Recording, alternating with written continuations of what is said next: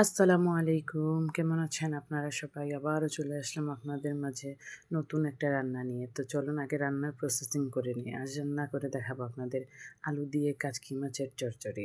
প্রথমেই মাছগুলোকে খুব ভালোভাবে পরিষ্কার করে নিলাম। এখন আমি মাছের মধ্যে যা যা উপকরণ দেবো, উপকরণগুলো দেখে নিন। এখানে আছে আলু কুচি, পেঁয়াজ কুচি, কাঁচামরিচ, ধনিয়া পাতা। এখন একটা পরিষ্কার পাতিল নিয়ে নিলাম। এর মধ্যে একে একে সব কিছু ঢেলে দেবো। প্রথমেই ঢেলে দিলাম এর মধ্যে আলু কুচি। সবগুলো আলু পাতিলে নিয়ে নিলাম। এখন অনেকগুলো পেঁয়াজ কুচি দিয়ে দিবে। এখানে বড় বড় 2টা পেঁয়াজ কুচানো আছে। পেঁয়াজ কুচিগুলো ঢেলে এর মধ্যে দিয়ে দেবো কাঁচামরিচ ফালি করে রেখেছি অনেকগুলো। কেচকি মাছ একটু ঝাল হলে, যে কোনো ছোটো মাছ একটু ঝাল হলে খেতে ভালো লাগে। এখন দিয়ে দিলাম হালকা একটু রসুন অল্প দিব, ছোটো মাছে তেমন। পেঁয়াজ বাটা একটু, যেহেতু কুচি করা পেঁয়াজ অনেকগুলো দিয়েছি, এর জন্য পেঁয়াজ বাটা একটু। 2 চা চামচ মরিচের গুঁড়া। এরপর আমি আরেকটু মরিচের গুঁড়া দিয়েছিলাম। হলুদ গুঁড়ো 2 চা চামচ, ধনিয়ার গুঁড়ো 1 চা চামচ, লবণ স্বাদ মতো। লবণটা কম বেশি আপনি দেখে তারপরে দিয়ে দিবেন, যার যতটুকু প্রয়োজন। এখন দিয়ে দেব তেল। অল্প একটু তেল দিয়ে হাতে মেখে, যেহেতু ছোটো মাছের চচ্চড়ি হাতে মেখেই বসান। খুব ভালোভাবে এটাকে মেখে নেব, খুব ভালোভাবে, যাতে আলুটা একদম সফট হয়ে যায়। পেঁয়াজ আলু একদম সফট হয়ে যায়, খুব ভালোভাবে হাতে মেখে নেব। মাখানো শেষ।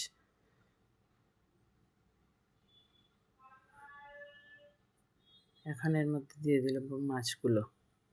সব কিছুকে ভালোভাবে মিশিয়ে তারপরে এর মধ্যে মাছগুলো দিতে যাবেন। এখন হালকা হাতে মাখাবো, খুব আলতো হাতে মেখে দেবে এগুলো, নয়তো মাছগুলো ভেঙে একদম গুঁড়ো গুঁড়ো হয়ে যাবে। খুব ভালোভাবে মিক্সড করে নেব, যাতে দেখেন আমি কীভাবে মাখতেছি, একদম হালকাভাবে মেখে দেব। এখন এর মধ্যে পরিমাণ মতো পানি দিয়ে দিব, যাতে চুলার মধ্যে বসিয়ে দিতে পারি একবারে। হাত ধোয়া পানিটা দিলে শুনি তরকারি অনেক ভালো হয়। এবং সব কিছু দেওয়া রেডি, এখন চুলাতে বসিয়ে দিব।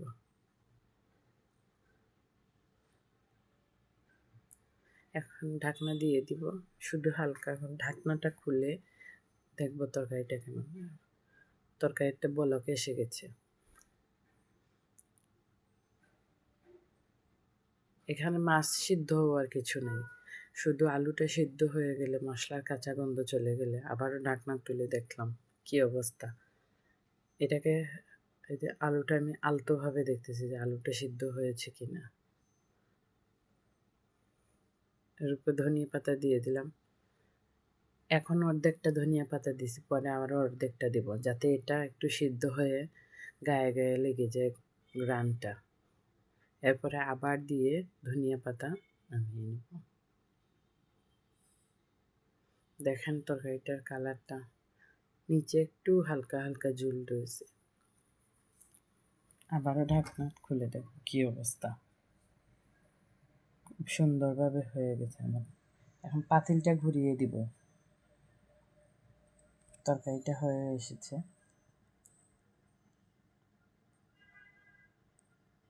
খুব সুন্দর কালার এসেছে। এখন ফাইনাল ধনিয়া পাতা দিয়ে ফাইনালি আমার তরকারি হয়ে গেছে।